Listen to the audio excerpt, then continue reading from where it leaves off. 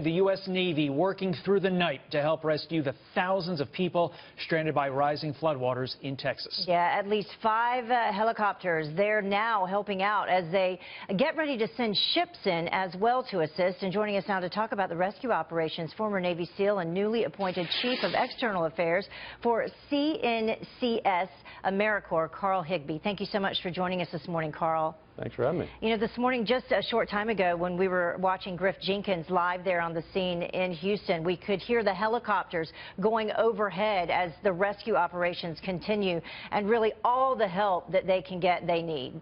Yeah, absolutely. And you know, the DoD the Department of Defense has really stepped up their game here. They've sent dozens of aircraft, they're sending generators, they're sending fuel. And the big thing with the ships, what the Navy is doing, I mean, we have enormous resources that can be accessed by sea. The big thing, we can't get the resources in there right now because there's still so much flooding. Normally, like you said in a previous segment, that the recovery efforts have already started. We can't even get in there yet. So the ships are getting into the ports, and they're distributing water, formula for babies, blankets, generators, fuel especially. So that's what's really important here. Yeah, talk about what the equipment is and really how it's going to be deployed sort of in a multi-use capacity, because, you know, helicopters can be used for a number of different things in an emergency like this.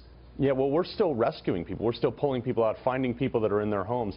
And the issue here is right now the primary mission is to get people out of the danger zones and into shelters. That's the most important thing. We have tens of thousands of people who still, you know, who've been evacuated, who are being evacuated. And then you also have the basic resources to sustain life: water, fuel for the generators, blankets, things like that.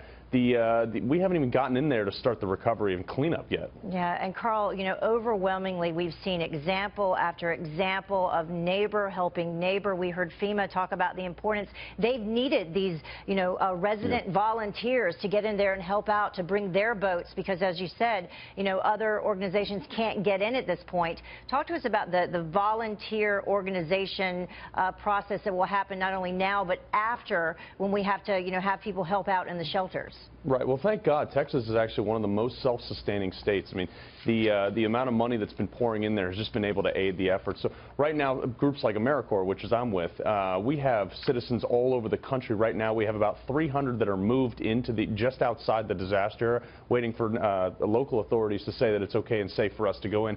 We're helping at shelters right now. We have another 700 plus on standby nationwide, ready to move in.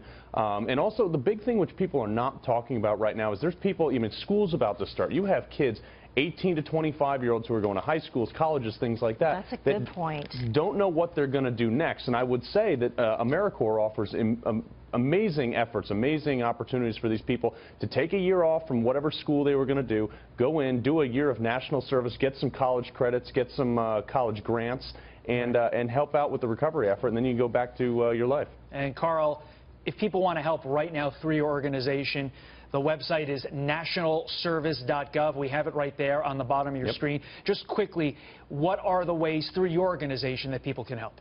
Right now, we have a list of charities that we put on there that we feel that are vetted, that are not fraudulent charities and things like that. Don't send supplies. Don't go down there with a chainsaw yet. Send money to the appropriate charities in the area that are vetted. There's a number of websites out there you can go, but the money is the biggest thing right now because it's going to be used to buy the supplies closer to the thing. It's just too hard to ship in supplies at this point. Yeah, and a good point to make sure they are vetted through an organization like nationalservice.gov. Thank you so much, Carl, for joining us. Thank you, Carl. Yeah, Thanks, appreciate folks. it.